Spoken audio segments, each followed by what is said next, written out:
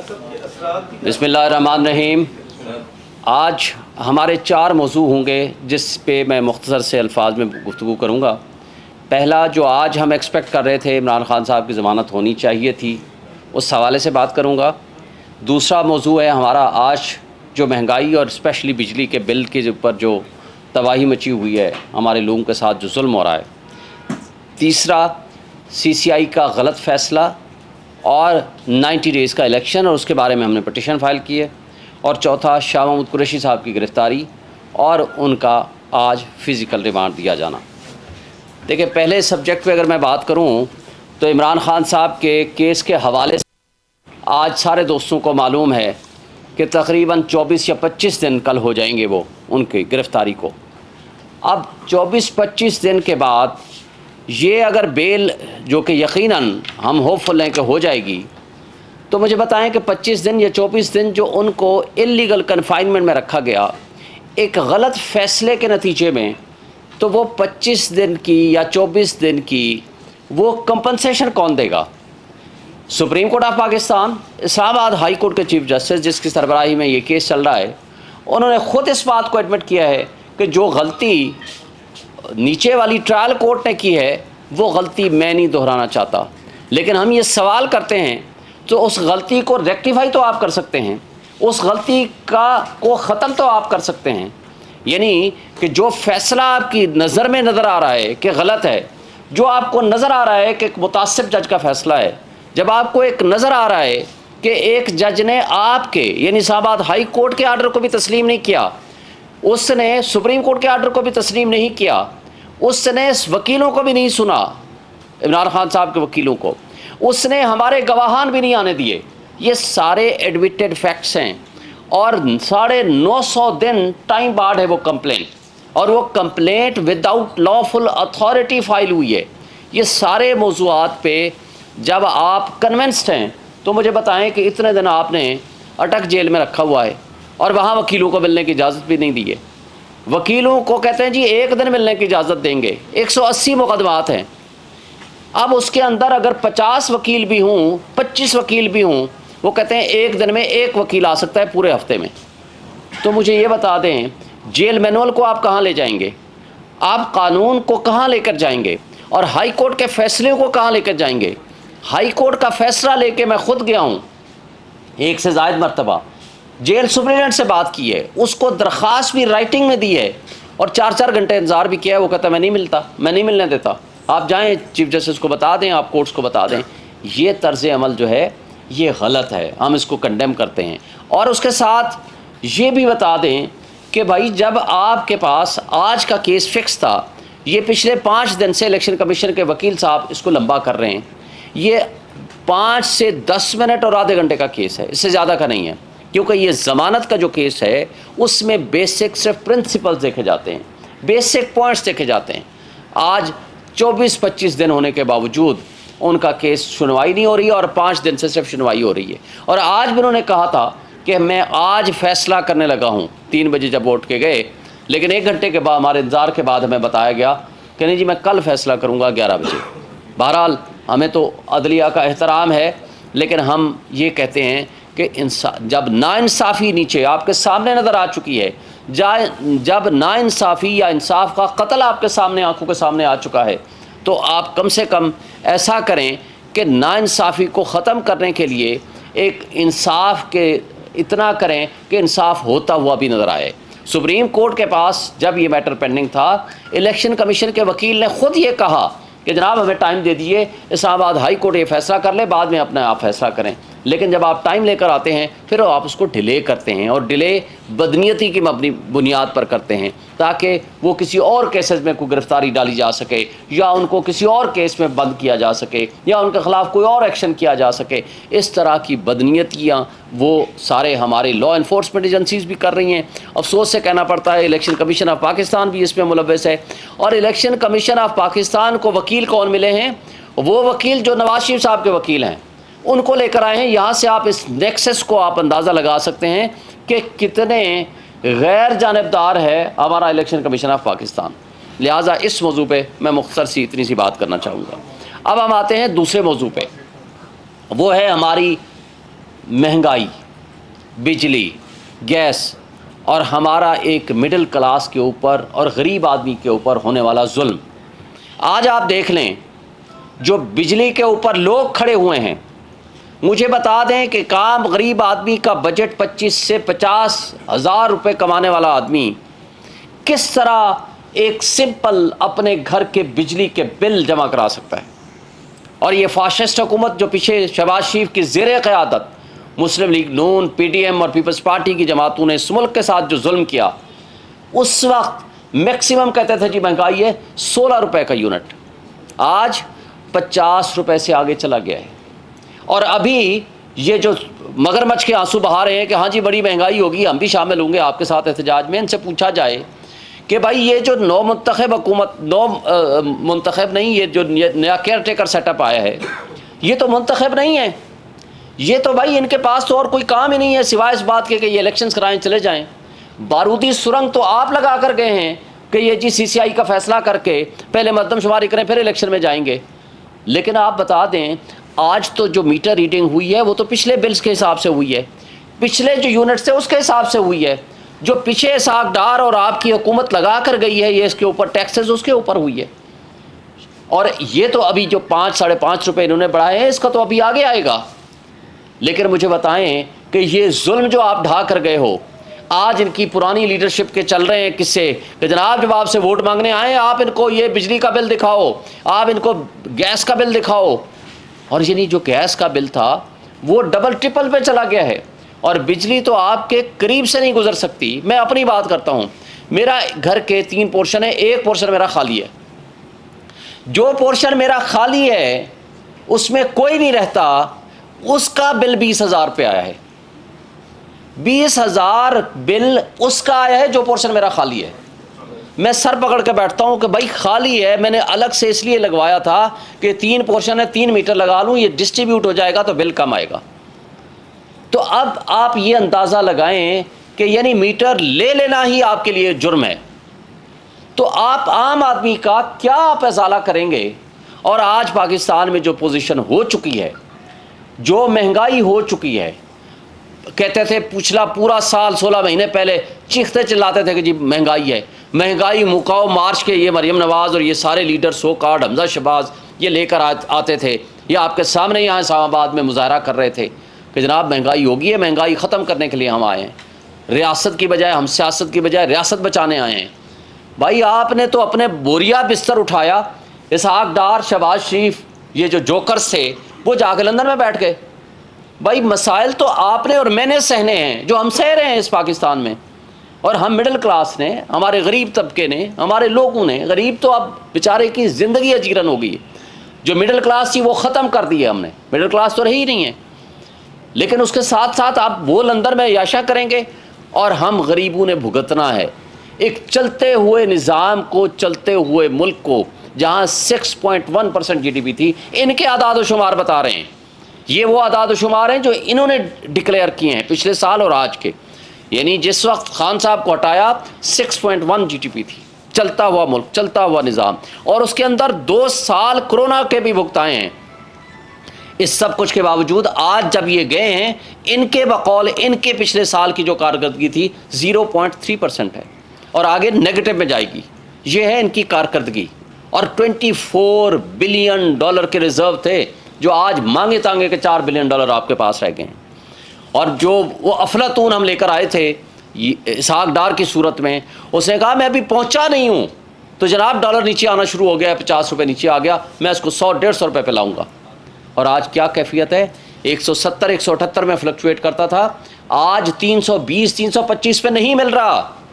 और आज आपकी जो पोजीशन पेट्रोल की है, 138 रुपये जब हुआ था या 150 रुपये तक पहुंचा था, इन्होंने चीखना चिल्लाना शुरू कर दिया था इतना महंगा पेट्रोल, और आज आपको तकरीबन 292 प्लस में आपको पेट्रोल चला गया है। और आगे बताया जा रहा है, ये भी खुद बता रहे हैं, कभी 40 रुपये और बढ़ेगा। ये भी ये मगरमच्छ के आंसू बहाने वाले लोग बता रहे हैं जिन्होंने इस मुल्क के साथ बेड़ा गर्क किया है। और आपको DGISPR की रिपोर्ट भी याद होगी, आज ही मैं देख रहा था, उन्होंने कहा जनाब हुकूमत चेंज हो गई है तो डॉलर नीचे आना शुरू हो गया है। तो मैं आज उनसे भी सवाल करता हूं कि जनाब आज तो 16 महीने के बाद डॉलर कहाँ पहुँच गया है, ये आपके लिए भी सोचने का मकाम है। इसलिए कि नेशनल सिक्योरिटी आज एट रिस्क हो गई है। जब आपके पास रिजर्व नहीं होंगे, जब आपके पास गरीब आदमी के पास खाने को नहीं होगा, जब अफरा तफरी होगी, जब लोग डिसअपॉइंटेड होंगे, जब लोगों की एक आस उम्मीद ख़त्म हो जाएगी। मैं आपको बताऊं, कौमें उस वक्त तबाह होती हैं जिन लोगों की एक उम्मीद की किरण जहां होती है, उम्मीद ख़त्म हो जाती है। और आज उम्मीद क्यों ख़त्म होती जा रही है? इसलिए कि जो 100 कार्ड आप अफलातून लाने थे, हमारी इस्टेब्लिशमेंट ने 16 महीने का तजर्बा कर लिया। अब ये कहते हैं कि अब नए अफलातून हम लेकर आए हैं, ये जो एक्सटेंडेड फॉर्म में बैठे हुए हैं, ये 90 डेज़ में इलेक्शन नहीं कराएंगे, ये आपके मसाइल हल करेंगे। भाई, ये कभी कोई अफलातून इस तरह के मसाइल हल करने वाले होते तो फिर हमारे आइन के मुताबिक ये इलेक्टेड, ये डेमोक्रेटिक नॉर्म्स या डेमोक्रेसी या जमहूरियत ना होती। भाई, जो लोग जिसको चाहते हैं, पीटीआई और खान साहब को, जिसकी आज तमाम पोल्स आप उठा लो, कल का आप इलेक्शंस भी उठा लो, आप केपी का, इसके बावजूद कि सारी लीडरशिप पाबंद सलासल है या अंडरग्राउंड है, या इमरान खान वाइस चेयरमैन हमारे सारे के सारे जेलों में पड़े हुए हैं, उसके बावजूद मैक्सिमम सीटें ली हैं। ये है वो रेफरेंडम जिससे ये डरे हुए हैं, ये इलेक्शन नहीं कराते और इलेक्शन से ये भाग रहे हैं। अब ये मैं इस बात पे, ये बात महंगाई वाले सब्जेक्ट पे बात करके, आज भी हमारी फैक्ट्रीज़ बंद हो चुकी हैं, हमारे कारखाने बंद हो गए हैं, हमारी अनएम्प्लॉयमेंट इतनी ज़्यादा हो गई है कि लोगों को रोज़गार नहीं है। और ना सिर्फ रोज़गार नहीं है बल्कि उसके साथ जो महंगाई इतने उरूज पे चली गई है, लोगों को सरवाइव करना मुश्किल है। और इसके साथ साथ आपके लिए 12% की महंगाई तो बहुत महंगाई थी पिछले साल, आज 38% पे चली गई है। लेकिन इस बेयकीनी की कैफियत को ख़त्म ना किया, इस अनसर्टेनिटी को ख़त्म ना किया, तो ये 38%, 78% पे चली जाएगी। इसका बहुत बड़ा लॉस होगा। और पिछले साल तमाम इंटरनेशनल इंडिकेटर्स ये कहते हैं कि 0.5% से लेकर 5% चांस ऑफ डिफ़ॉल्ट था, लेकिन आपने 16 महीने की अफलातूनों को ला करके इसको डिफ़ॉल्ट तक पहुंचा दिया। साबिक डिफेंस मिनिस्टर कहते थे हम डिफ़ॉल्ट कर चुके हैं, और डिफ़ॉल्ट होता है क्या है? यही डिफ़ॉल्ट होता है। आपने $1 बिलियन धो के ले लिया, आज $1 बिलियन अगर आपको नहीं मिलता तो आपका डिफ़ॉल्ट है। डिफ़ॉल्ट को डिले किया है। तो आज भी हमारे मुक़्तदर तबके, हल्के, इंस्टीट्यूशन, स्टेक होल्डर्स, जमहूरी ताकतें, सब के लिए सोचने का मकाम है। हमने 25 करोड़ आवाम को ज़िंदा रखना है, उनको फूड देनी है, उनको एम्प्लॉयमेंट देनी है। उसका वाहिद हल इस बेयकीनी को ख़त्म करें। आप इलेक्शन अनाउंस करें 90 डेज़ में, पहले ही आप 15 दिन ज़ाये कर चुके हैं। 90 डेज़ का इलेक्शन अनाउंस करने के बाद आप इन केयर टेकर का कोई काम नहीं है सिवाय इस बात के कि वो आए हैं इलेक्शंस कराएं, और इलेक्शंस के अलावा उनका कोई किसी किस्म का कोई काम नहीं है। और इलेक्शंस कराएंगे, स्ट्रॉन्ग डेमोक्रेटिक गवर्नमेंट आएगी तो वो इन मसाइल का हल कर सकेगी। अगर स्ट्रॉन्ग डेमोक्रेटिक गवर्नमेंट नहीं आएगी, आपने इस जबर और खौफ की फ़िज़ा को कंटिन्यू रखा, आपने क्रेडिबल इलेक्शंस ना कराए, आपने इस इलेक्शंस को डिले किया, तो जो तबाही हम इस 15 दिन में देख चुके हैं, पिछले 16 महीनों में देख चुके हैं, तो ये मल्टीप्लाई होती जाएगी, ये बढ़ती जाएगी।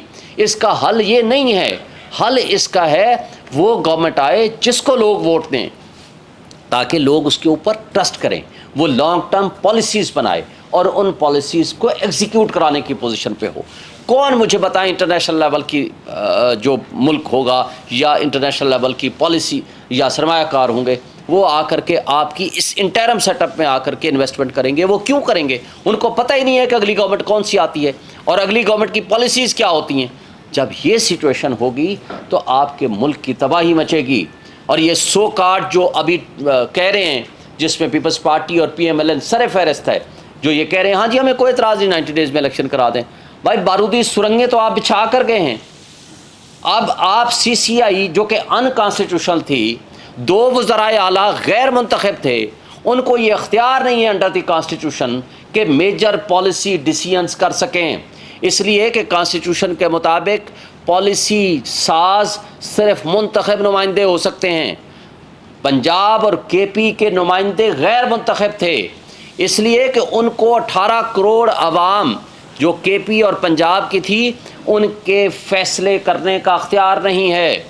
और फिर CCI के फैसलों के बाद डिलिमिटेशन होती है सिर्फ इस मकसद के लिए ताकि आर्टिकल 51 सब आर्टिकल 5 के मुताबिक आप उसका डिलिमिटेशन करके C2 में रद्दोबदल कर सकें। यहाँ तो आपकी असम्बली है ही नहीं, 2/3 मेजॉरिटी चाहिए आइन में तरमीम के लिए, तो फिर किस काहे को आप डिलिमिटेशन के प्रोसेस में अपना वक्त ज़ाया कर रहे हैं।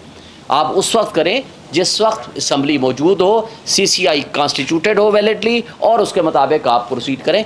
आइन आर्टिकल 224 इसमें बड़ा वाज़ेह है, आइन का आर्टिकल 48 बड़ा वाज़ेह है, आइन का आर्टिकल 105 बड़ा वाज़ेह है, जो ये कहता है कि अगर on the expiry of its term कोई असम्बली चली जाए तो वो 60 डेज़ में इलेक्शन होगा, और अगर डिसोल्यूशन हो जाए, बेशक 1 दिन पहले हो, 6 महीने पहले हो या 1 साल पहले हो, तो उसका होगा election within not later than 90 days.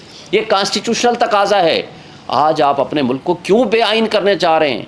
दुनिया पूरी में देखा, तैयब अर्दगान का आपने देखा इलेक्शन, उनने वक्त से पहले इलेक्शन कराया कि वहाँ इतना बड़ा ज़ल्ज़ला हो चुका था और 50,000 के करीब वहाँ फौत हो चुके थे, शहीद हो चुके थे उन ज़ल्ज़ले में। तो मुझे बताएं, उन्होंने तो इलेक्शन अपने वक्त पे कराया, बल्कि 1 दफ़ा नहीं 2 दफ़ा इलेक्शन कराया। तो आपको क्या हो गया है कि 2 सूबे पहले गैर आईनी आपने 9 महीने से बैठाए हुए हैं, फिर आप इस मुल्क को लेके जाना चाह रहे हैं। एक उनके साबिक सेक्रेटरी इलेक्शन कमीशन का एक मैं पढ़ रहा था, सुन रहा था एक TV प्रोग्राम में, उन्होंने कहा जी अगले साल मई में होंगे, कोई लोग कह रहे हैं कि अगले साल फरवरी में होंगे। भाई इतनी अनसर्टेनिटी क्यों पैदा की हुई है? फिर प्रेसिडेंट ऑफ पाकिस्तान ने कहा कि मेरे साथ कंसल्टेशन के लिए आ जाओ, इलेक्शन कमीशन को कहा। कमाल का इलेक्शन कमीशन है, इतना गैर जानबदार है, उसने प्रेसिडेंट को लिख दिया, जो सबसे आइनी बड़े ओहदे पे बैठे हैं, जो आइनी सरबराह हैं, रियासत के सरबराह हैं, supreme commander of the army हैं और पार्लियामान का हिस्सा हैं, उनको कहते हैं मैं आपको कंसल्ट करने नहीं आता, आपका काम ही नहीं है इलेक्शन कराना, आपकी इलेक्शन की डेट देना। आर्टिकल 48 वाज़े तौर पर कहता है, सब आर्टिकल 5 कि जब असम्बली डिज़ोल्व करेगा प्रेसिडेंट ऑफ पाकिस्तान तो वो डेट देने का पाबंद है, नॉट लेटर दैन 90 डेज़। आप उसको इनकार कर रहे हो। भाई आप जाएं, अगर आपका मौक़िफ़ है तो आप वहाँ जाकर उनको बताएं कि आप दे सकते हैं या नहीं दे सकते, लेकिन ये कहना कि हम आपको मिलने ही नहीं आएंगे और सेम डे, हमारी ग़ुलामी की मिसालें देखें, सेम डे US एम्बेसडर के साथ मिलते हैं और उसके साथ इलेक्शन डिस्कस करते हैं, मामलात डिस्कस करते हैं, तय करते हैं, फिर उसको पब्लिश करते हैं कि जनाब हमने US एम्बेसडर के साथ मिल लिया। ये है आपके मुल्क की खुद मुख्तारी और सलामती की सूरत हाल। इससे बड़ी बदकिस्मती और क्या हो सकती है? इसलिए PTI ने फैसला किया है, आज हमने पटिशन फाइल कर दी है, CCI के फैसले अनकॉन्स्टिट्यूशनल एंड इलीगल हैं, आइन के मुताबिक 90 डेज़ में इलेक्शन होने हैं। पिछले दोनों सूबों के इलेक्शन 90 डेज़ में नहीं हुए, सुप्रीम कोर्ट की जजमेंट की वायलेशन हुई है। उसमें भी हमारा तकाजा है, हमारा मुतालबा है कि उसमें कंटेम्प्ट प्रोसीडिंग शुरू की जाएं जिन्होंने सुप्रीम कोर्ट के फैसलों को नहीं माना, और चीफ जस्टिस ऑफ पाकिस्तान से हम ये मुतालबा करते हैं कि वो फौरी तौर पर इन केसेस को लगाए और इनके डिसाइड करे और विद इन 90 डेज़ इलेक्शन का इनकाद होना चाहिए। और इसके बारे में कि कौन डेट दे सकता है नहीं दे सकता, ये बात ऑलरेडी 1 मार्च के फैसले में सुप्रीम कोर्ट तय कर चुकी है, और 1 मार्च 2023 के फैसले को किसी पार्टी ने चैलेंज भी नहीं किया। तो लिहाजा ये कहना कि आज इलेक्शन कमीशन का, और उस वक्त इलेक्शन कमीशन ख़ुद ये कहता था कि जनाब ये असम्बली जो KP की असम्बली डिज़ोल्व की है KP के गवर्नर ने, उसने तारीफ़ देनी है, बल्कि वो तो ये कहता था कि जो असम्बली डिज़ोल्व की है पंजाब के गवर्नर ने by efflux of time dissolve हुई, उसने डिज़ोल्व नहीं की थी, वो कहता था ये भी उसने तारीफ़ देनी है। जो वो पावर थी उस वक्त सेक्शन 57 के तहत प्रेसिडेंट ऑफ पाकिस्तान के पास, वो पावर अब अमेंडमेंट करके ये सो कार्ड जो PDM की फाशिस्ट हुकूमत थी, उनको मैं इसलिए कहता हूँ कि वो जो जुल्म ढा कर गए हैं जमहूरियत के साथ, जो आइन के साथ, जो इस मुल्क के साथ, जो बुनियादी हुकूक के साथ, वो पावर प्रेसिडेंट से लेके इलेक्शन कमीशन को दे दी, क्योंकि ये चाहते नहीं थे कि इलेक्शन कमीशन तो पहले ही कंप्रोमाइज़ है, ये चाहते नहीं थे 90 डेज़ में इलेक्शन हो। अगर ये चाहते तो मुझे बताएं 90 डेज़ में इलेक्शन होते, ये पूरे 30 अप्रैल को ये मरदमशुमारी ख़त्म हुई तो अगले दिन महीने में, जून में, जुलाई में ये CCI की मीटिंग करके कर लेते। क्यों नहीं किया? इसलिए कि 4 दिन पहले अपने इख्तितामी जो इनका पीरियड था उससे पहले 5 तारीख को जा कर के इन्होंने CCI पे फैसला किया सिर्फ इबहम क्रिएट करने के लिए, और साथ ये भी लॉ बना दिया कि जनाब आप ये जो पावर प्रेसिडेंट के पास है वो चेंज करके अब इलेक्शन कमीशन उस पावर को एक्सरसाइज करेगा, लेकिन वो कर नहीं सकता क्योंकि ये असम्बली डिज़ोल्व की है national assembly president of Pakistan ने।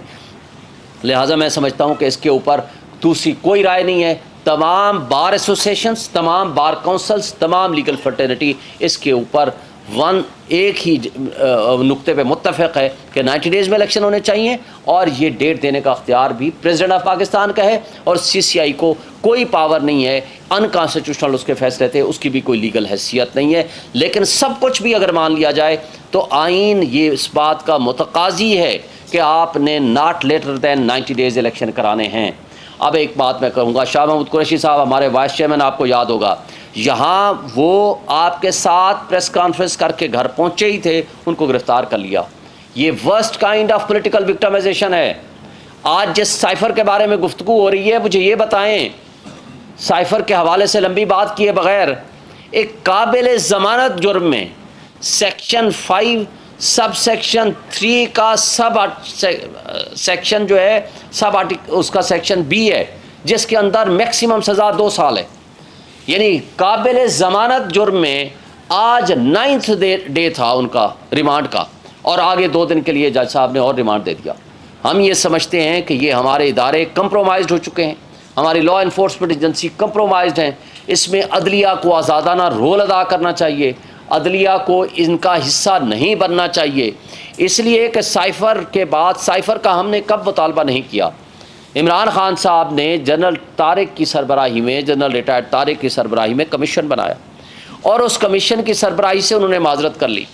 2 दफ़ा ये कैबिनेट में गया और कैबिनेट ने उसको डीक्लासीफाई करने का हुक्म दिया, और 2 दफ़ा नेशनल सिक्योरिटी कमेटी में गया और उन्होंने उसके ऊपर मिनट्स जारी किए हैं। उन्होंने कहा है कि US एम्बेसडर को डिमार्श किया जाए।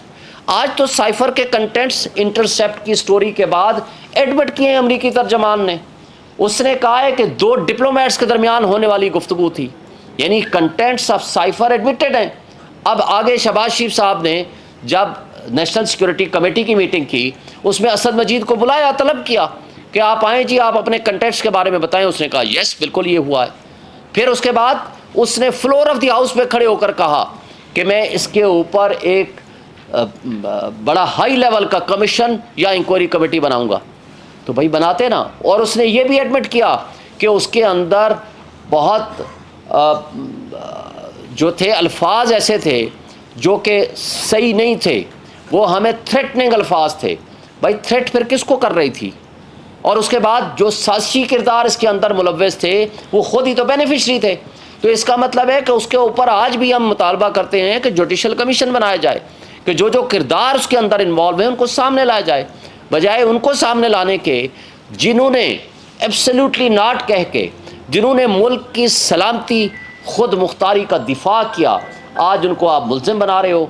और जिन लोगों ने ग़ुलामी कबूल की उनको आपने हुक्मरान बना के उनको आपने मुद्दाई और मुंसिफ बना दिया इस केस में। इससे बड़ी ज़्यादती और क्या हो सकती है? इसमें हमारे जो इदारे FIA और लॉ इन्फोर्समेंट एजेंसीज इसमें कंप्रोमाइज़्ड हैं, वो फ्री एंड फेयर इसमें इन्वेस्टिगेशन नहीं कर रही और उनसे हमें तवक्को भी नहीं है। इसलिए हमारा मुतालबा है कि शाह महमूद कुरैशी को गैर कानूनी तौर पर हिरासत में रखा हुआ है, इल्लीगल उनकी कस्टडी है, और उनका जो है उनको फौरी तौर पर रिलीज़ करने का हुक्म सादर किया जाए। Thank you. आपने महंगाई का जिक्र किया है, लेकिन आपने इस बात का जिक्र नहीं किया कि ये सारा कुछ तो IMF की वजह से हो रहा है, और IMF के साथ एग्रीमेंट तो शौकत तरीन फाइनेंस मिनिस्टर पाकिस्तान ने उस वक्त किया था, और जिसको बाद में वायलेट करने की वजह से IMF ने ये सारा कुछ किया है। तो आप तारीख को 10 अप्रैल 2022 से क्यों शुरू करते हैं? उससे पहले क्या तारीख? एक बात आपको बता दूं, IMF का ये पहला प्रोग्राम नहीं था। IMF के पहले भी प्रोग्राम हुए, पहली बार हुआ ना, पहली दफ़ा प्रोग्राम नहीं था IMF का। सर मैं आप सुनेंगे नहीं मेरे भाई, आप जवाब सुन लेना तो फिर आप बात करें। क्वेश्चन मैंने सुन लिया, आप मजीद जो सुनना।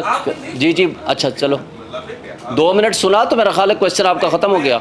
जी आप बुलाएं, वो बोले आपको मैं ताकि जवाब दूँ तफसील के साथ। मैंने ये कहा है कि पहली बार 19 प्रोग्राम हुए IMF के, पहली बार 19वां प्रोग्राम है जिसको गवर्नमेंट ऑफ पाकिस्तान ने वायलेट कर दिया था। उस वायलेशन के नतीजे में IMF की तरफ से पेनल्टी कंडीशन लगाई गई और इसको आप हज़फ करके अगली बातें तो कहते हैं, लेकिन ये बातें क्यों नहीं? अब आप ख़त्म हो गया ना, अब आप बीच में ना बोलिएगा। नहीं बोलेंगे। पहली बात आपको बताऊं कि अगर 19 प्रोग्राम से भी ज़ायद हुए हैं मेरी इन्फॉर्मेशन के मुताबिक, 19 प्रोग्राम भी अगर आप मान लें, भाई हमने तो इस मुल्क को चलाया, इस मुल्क को हमने रोज़गार दिया, गरीबों के लिए रोज़गार के मौक़े पैदा किए। और अगर आप कहते हो कि हमने वायलेट किया, मुझे ये बताएं कि मिफ्ता इस्माइल साहब पैसे कहाँ से लेकर आए थे? भाई वो जो अफलातून आप लाए थे, जिसने यहाँ उतरते ही मुतकब्बराना अंदाज से इसहाक डार ने कहा था मैं उनको बेहतर जानता हूँ, मैं संभाल लूँगा, उनको कर लूँगा। पूरा साल जो उसने आपके साथ इस मुल्क का खिलवाड़ किया मईशत के साथ, जो 100 कार्ड अफलातून आप लाए थे, अगर ऐसा होता तो मिफ्ता इस्माइल को पैसे ना मिलते।